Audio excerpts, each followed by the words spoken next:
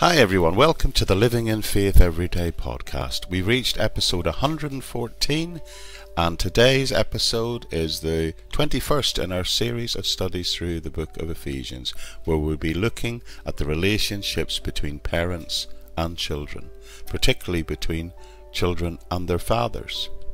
But just before that, I'd like to mention that the podcast passed a real milestone this week, with last week's episode being the first to pass the 2,000 download mark. So thank you to everyone who's listened or liked or shared the podcast with anybody else. Now, if you're watching the video, which you will probably are if you're on Facebook, then immediately following that is always the post to the main audio ministry, because the Living in Faith Every Day is primarily an audio ministry, and the full podcast episode follows on from that. I just tend to do introductory videos. And in this week's episode, I'd like to give you a little bit of a breakdown on how those figures of listeners are made up and what a global perspective that this audio ministry has become, and a bit of a surprise to me, it has to be said.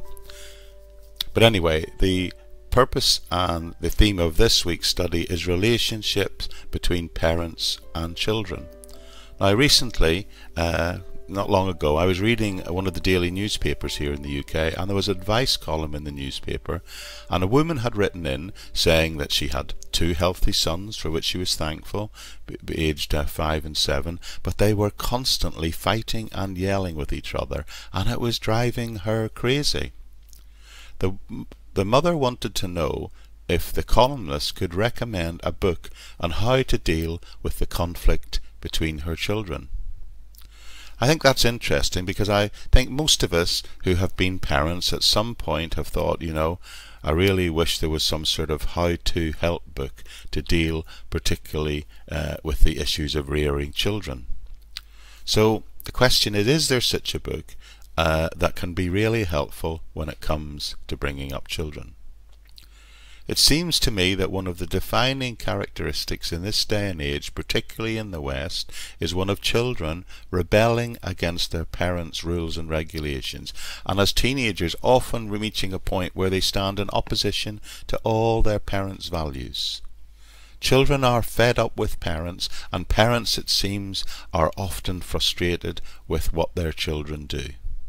Well, I have good news for you if you find yourself in this situation, because there is such a book available to all of us.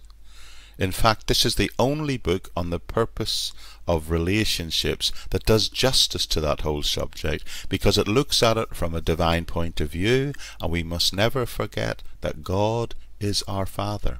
People often forget that one of the main purposes of the Bible was God wanting to express his desire for us to live in peace with one another, and also to experience harmony in all our family relationships.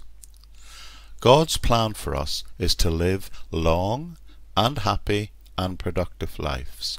So let's look at the concept that is being unpacked for us in Ephesians, and it's particularly helpful in understanding this aspect in the first 4 verses of chapter 6. You see, God's advice is not only that we be happy and live flourishing lives within our families, but that those lives may be long in years also. Isn't that interesting? Let's just take a moment, and Paul is going to come and read to us from the first 4 versions of Ephesians chapter 6.